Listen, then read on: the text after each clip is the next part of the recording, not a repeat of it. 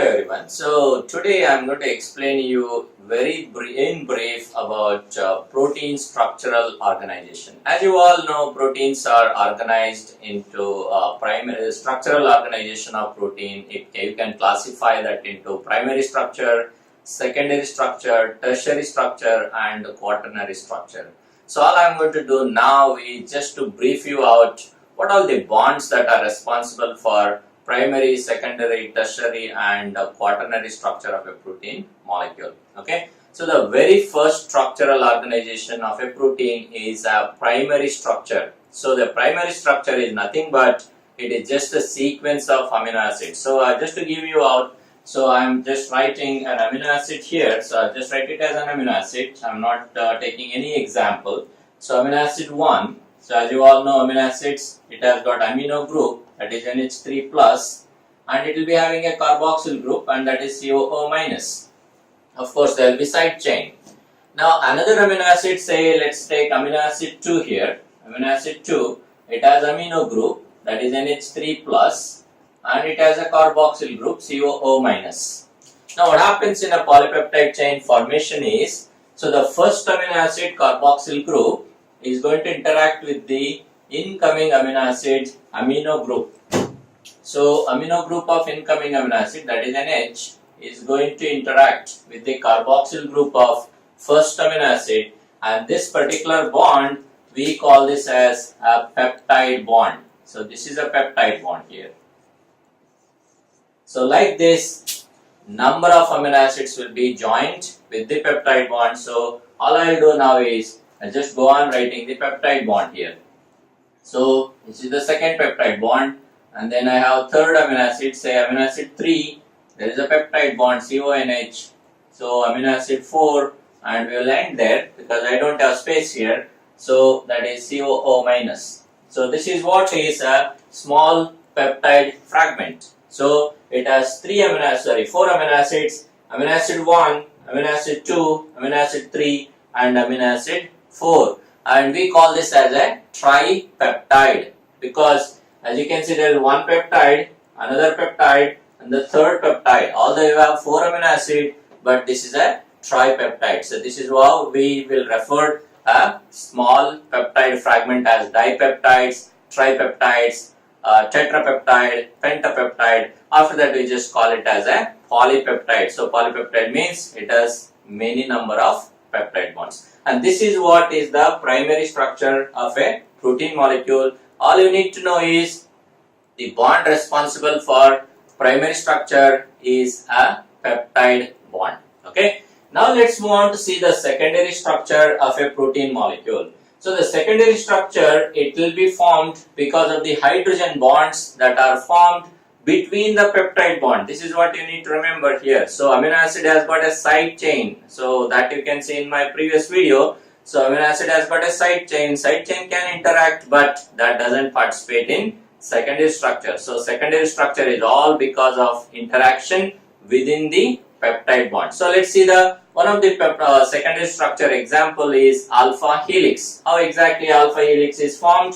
For that I need to increase this particular peptide fragment here for one more amino acid. So I have one more NH here, CONH, and amino acid 5 with COO minus. Okay, so we have 5 amino acids now. So we have carbonyl oxygen in first peptide bond. So this carbonyl oxygen, it can go and interact with the nitrogen hydrogen in a peptide bond which may be ahead of it or it can be behind of it if there were any peptide bonds before. So now for alpha helix formation there is a rule that has to be followed, and the rule is N plus 4. N plus 4 rule, because in each turn of an alpha helix there will be 3.6 amino acid residues. So and also between peptide bonds, between two hydrogen bonds, so there can be 13 atoms present. So anyway, so simple thing to remember is you really need to remember N plus 4 rule. So let me explain what is N plus 4 rule for alpha helix. So consider you are making a hydrogen bond between carbonyl oxygen here this carbonyl oxygen wants to make hydrogen bond. So consider this as N. That is a first peptide bond there. That's N. Then if we have, that is, there is 1, 2, 3 and 4. So I'll have to increase this. So CONH. So amino acid 6, so O minus. So there is another carbonyl hydrogen here. So this is 4. So that is N plus 4. 1, 2, 3 and 4. Okay. So this is N. And then we have fourth peptide bond here. So your carbonyl oxygen, it's going to interact with the nitrogen hydrogen of this particular peptide bond. So that will satisfy N plus 4. So it means there is 1, 2, 3 and then the fourth one, it is going to make a hydrogen bonds here. This kind of N plus 4 is the most predominant one that will be involved in hydrogen bond formation. In rare cases, we will see N plus 3 rule and N plus 5 rule also. But most commonly, what is seen is N plus 4 rule. So we have made hydrogen bond between carbonyl oxygen, nitrogen hydrogen. Similarly, with this nitrogen hydrogen, it can interact with the carbonyl oxygen also. So like this, numerous hydrogen bonds. Say this carbonyl oxygen, it can interact with nitrogen hydrogen in the peptide bond which is way ahead of it. So like this, numerous hydrogen bonds can be formed. So what I'll do is I'll just put some lines here just to give you an idea how these peptide bonds can go on. So because of hydrogen bonds. Because of this numerous hydrogen bonds, what happens? A long linear polypeptide chain which was there in the primary structure, it will take a shape and that shape will be something like this. And this is what is referred as alpha helix. Okay. Now, whenever proline comes in a polypeptide chain and this particular alpha helix, it do not continue. That smooth helical structure is not continued because proline is an amino acid. It has got a secondary amino group. It is not well accommodated in a smooth helical axis. Okay. So that is why we refer proline as a helix breaker.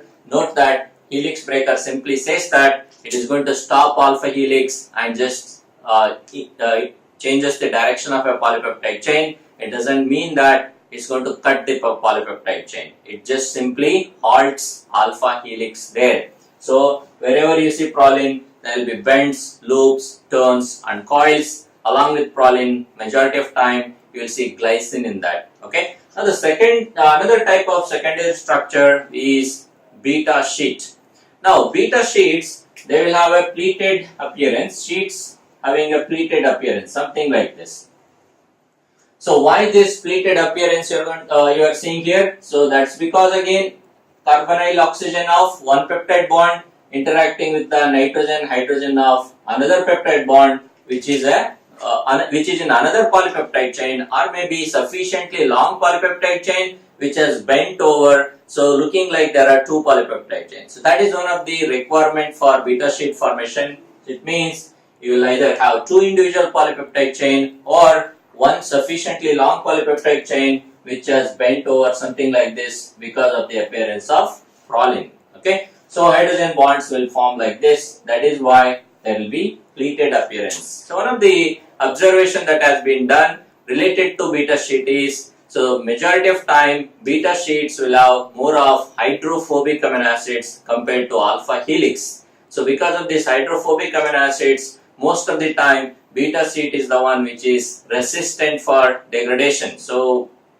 you might be knowing like 28S proteasome in our body will degrade the polypeptide chain. So degradation by 28S proteasome will be resistant for beta sheets. That is why in majority of the disorders like amyloidosis, Alzheimer's disease, wherever you see beta sheet accumulation, and that's one of the reason for that is beta sheet has hydrophobic amino acids, difficult for degradation by 28S proteasome. So this is about secondary structure. Now there are some uncommon secondary structure like bends, loops, turns, coils, and that's all because of appearance of proline along with the glycine. Let's talk about tertiary structure. Now the tertiary structure are because of the interaction between the R groups. So I have an alpha helix here, consider I have an R group, say some R group, it can be your glutamate, it can be arginine, it can be any other R groups there. So another polypeptide chain, so that is beta sheet, consider there is an R group here. So within the same polypeptide chain, consider this is the same polypeptide chain.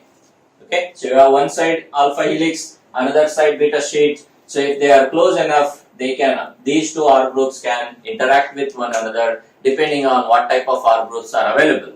Okay, so this entire thing now we refer this as a tertiary structure, and one tertiary structure we refer it as one subunit or one domain. So subunit or domain, these are the basic structure that is needed for a protein to have a function. So tertiary structure is the minimum structure for proteins to have a function. Now, what kind of bonds you are going to see in tertiary structure? So it can be hydrogen bonds, it can be hydrophobic interactions, it can be disulfide bridges between two cysteine molecule, it can be ionic interactions or salt bridges between a positively charged amino acid and a negatively charged amino acid. So all these are, and also weak van der Waals forces. All these are the things which will participate in the formation of tertiary structure. Now let's quickly get into quaternary structure of a protein molecule. Now the quaternary structure of a protein molecule is possible whenever you have more than one subunit that is present in a protein. Say consider hemoglobin. Hemoglobin has got 4 subunits because it has got 4 chains. All these 4 subunits, they can interact with one another because of the R groups interaction. So R groups in one subunit, say this subunit, it can interact with R group in the neighboring subunit, again with the same bonds that I have explained for tertiary structure, and that is hydrogen bonds, hydrophobic interaction, disulfide bridges, and ionic interactions, weak van der Waals forces. All of them will stabilize quaternary structure, similarly what they have done in tertiary structure. Comparatively, a protein which has got quaternary structure having more than one subunit, it is more stable because there will be phenomenon of cooperativity running in that. So that's why they are more efficient proteins compared to a simple proteins having tertiary structure. So this is all about structural organization of proteins and some of the important points that you really need to remember in a structural organization of proteins. Thanks for watching.